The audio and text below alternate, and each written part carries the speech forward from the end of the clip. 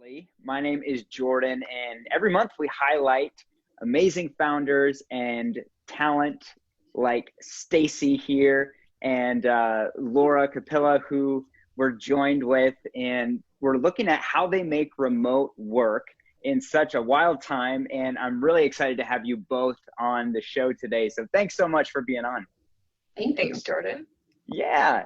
Well, Laura, if you could kick us off, where was your company at when you came to Boldly? What were the kind of problems that you were wanting to solve, and how did this relationship start? Well, I have a small interior design firm in California. I had tried hiring people to come into my office, but I could never find anybody to do what I was exactly looking for. And one of the conversations that I had with Stacy before I hired Stacy from Boldly, before they connected us, what I loved about Stacy was some of the stuff that I was sharing with her about what I wasn't happy with in the previous role with the gal that worked with me. Was Stacy listened to everything that I said. Stacy was just on it from day one, and she just worked. She did things that she heard and I didn't even ask her to do, and I was just amazed at how on the ball she was. And she's actually made my office so organized. And she also worked with some of the programs that we worked with, which help, and we just worked so well together. And I couldn't be happier. In fact, I tell her if she ever left me, I might have to drive out there and do something she didn't want me to do. But no, she's smart as a whip, and she knows her stuff, and she's super organized. And when I ask her to do stuff that she's never even done, she does the research, and she always gets it done, and she never disappoints. Oh. So yeah, very happy. Had you ever worked with anyone remote before, Laura? No, in fact, with my first experience, I was ready to give up the ship because I just could never get any traction from the other gal. And you know, Stacy, we just fed off of each other, and I had a lot of stuff in place, but Stacy knew how to take it to the next level and get it organized so that I could hire other employees here in my office to make their transitions easier, and for us to work together as a team. We've come so far that I feel like when I hire anybody in my office on my end, everything's in place. And Stacy has such a good handle on everything that it makes my life so much better and so much easier. And it enables me to be more creative because she's taking care of all this stuff behind the scenes. So it's a good match. So Stacy, coming into, maybe the first meeting with Laura, or when you knew you were going to potentially start working together, were you nervous at all, knowing that it kind of wasn't working out with someone else? Or like, how did you come into it and approach like, hey, I better do a really good job right away? So, right away I could tell when I talked to Laura that it was going to be a good match. It's just the personalities, like she said, that feed off of each other. Her strengths are my weaknesses and vice versa. And so I didn't feel, nervous. I just felt like there was a good connection. And, during one of the first meetings, she just kind of mentioned offhand that she was interested in design competitions and wanted some information about that. She didn't ask me to do it, but I thought, here's my chance to, make a good impression, get started on the right foot, and do something. So, I kind of went out on my own and did that for her. And she seemed to be very tickled when I presented that information to her. So I think it's just listening to the person you're working for. You may not have that day-to-day communication, face-to-face necessarily, if you were in the office with her. But you've got to listen and just really try to build that relationship. Well, so, Laura, and I will say, it's trust, and I know I've got Stacy's back and she's got my back. And, you know, whatever happens, whatever, you know, we support each other. And like I said, I mean, I know that if I didn't check in on my business at all, I know that it's in good hands because she just is so organized, and we've just fine-tuned our processes. And I mean, it gets changed, and we just keep trying to make it better and better and easier so that she's working, not having to work as much, although I've been making her work a lot more lately. But, you know, it's so that she can, you know, get a maximum amount of stuff done in a minimum amount of time. And that's the goal with, you know, working with somebody remotely, doing your books and managing all your purchase orders, and you're procuring your products and working with the white glove deliverers and working with the clients and sending emails. I mean, she does a lot in a very minimal amount of time. So you have to be efficient.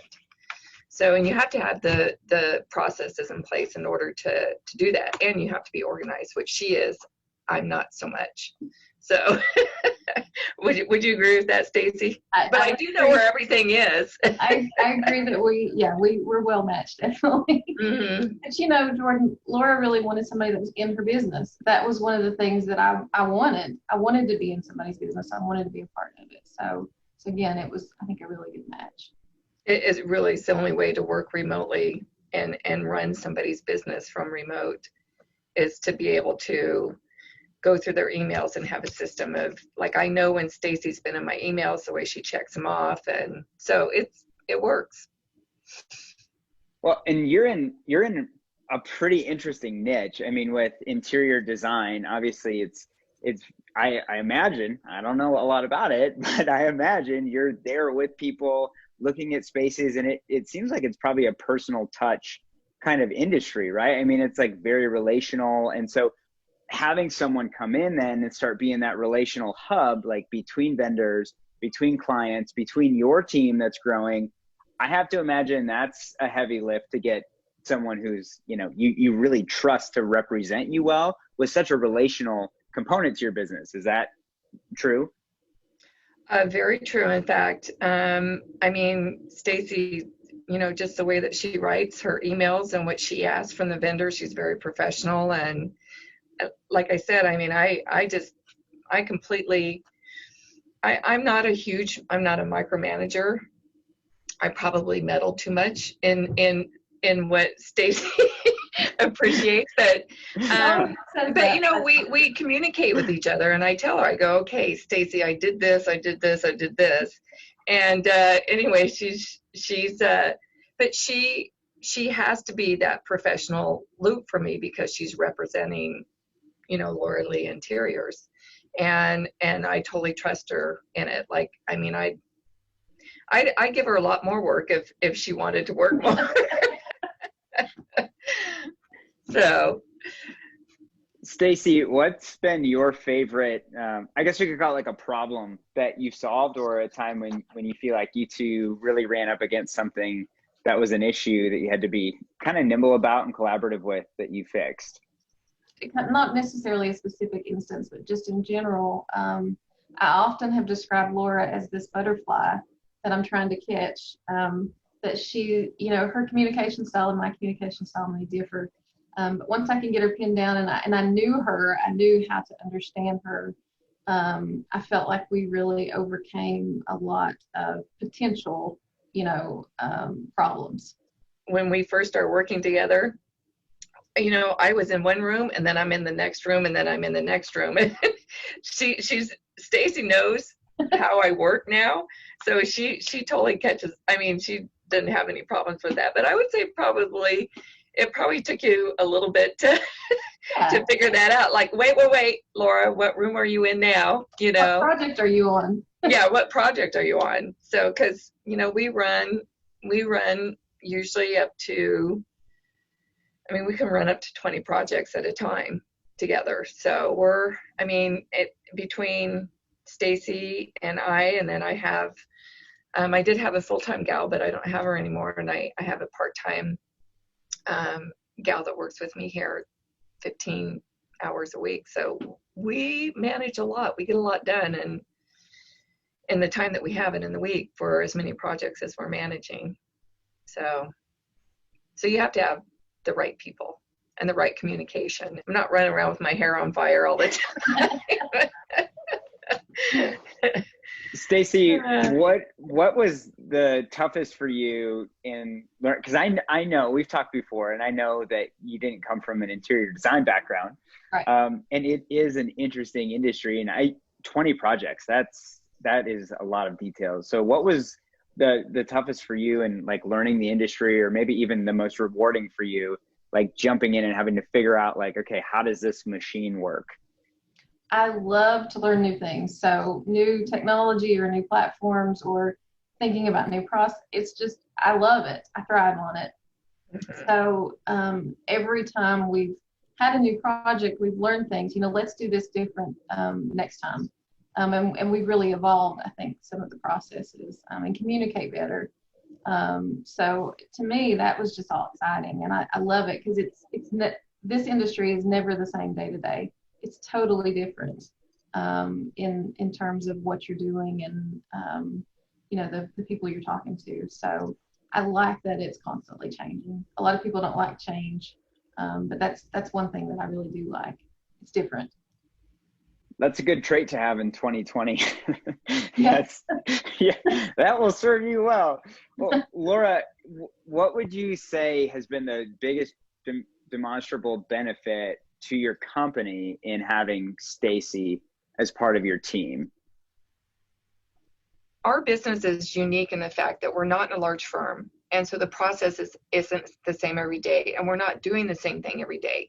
Stacy's not doing the same, even though she does, she's doing different things every day. And it's all goes back to, basically what her job is. I know when you work for a big firm, like one person is doing CAD or they're only working on one project and they're only doing a certain piece of that project, whereas ours is just, it's so multi-layered and it's hard to pin down. And then also the fact that I just know that she's taking care of stuff so that I can be checked out, so I can be on my other jobs and not have to worry about, well, gosh, do I know if that piece came in over here? Because she knows that.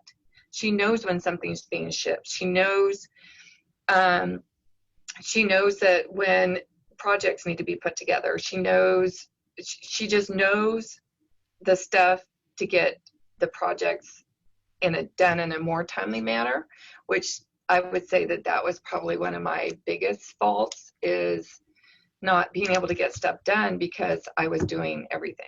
With Laura being so creative, she does the thing, it lets her focus more on being creative and doing the stuff that she does beautifully. And it lets me do the things that maybe she's not crazy about, but I love. So it makes it just, it covers all the bases, basically. The interesting things too is how boldly does remote staffing via subscription. It's kind of a different model. So how does that work from a business perspective for you, Laura, having someone on a subscription basis?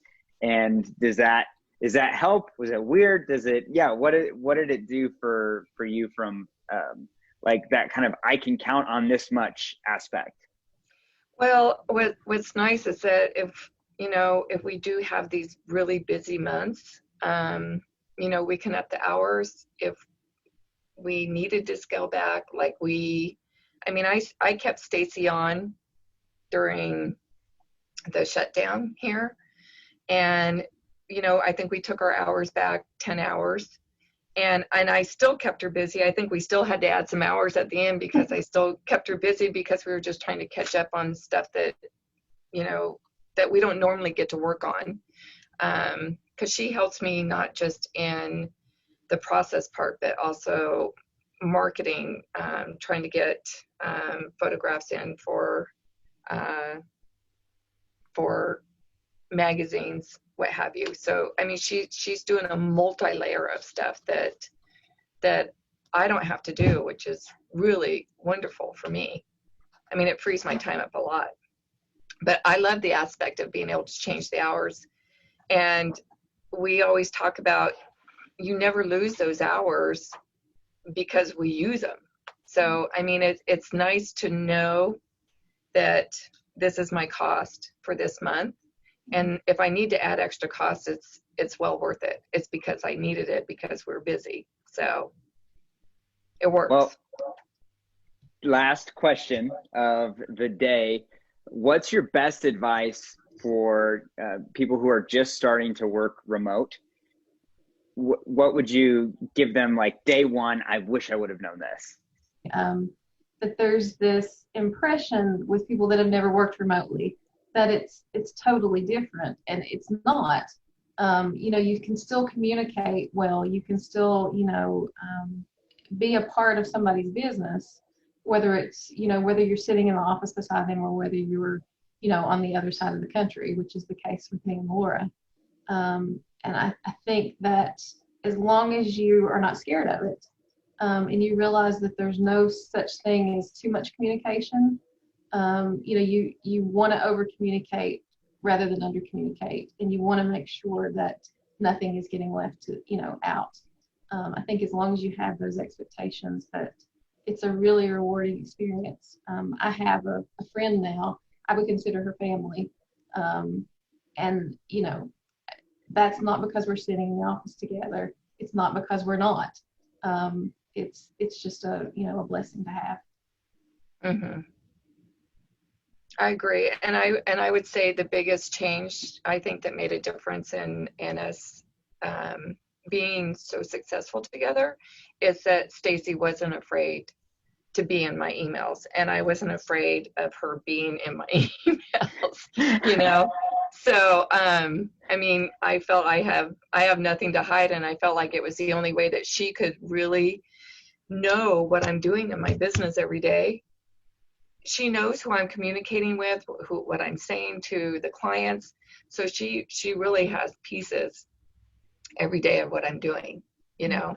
And so she doesn't have to be here every day, which is in my office. You know, she's doing it just through my email. So that's a huge piece, I think. Don't you agree, Stacy? Yeah, I do. Yeah, I do too. Oh, well, thank you two so much for working boldly and sharing your insights and stories with us. Really appreciate it and very helpful. So thanks for being on today. Thanks, Jordan. Thanks.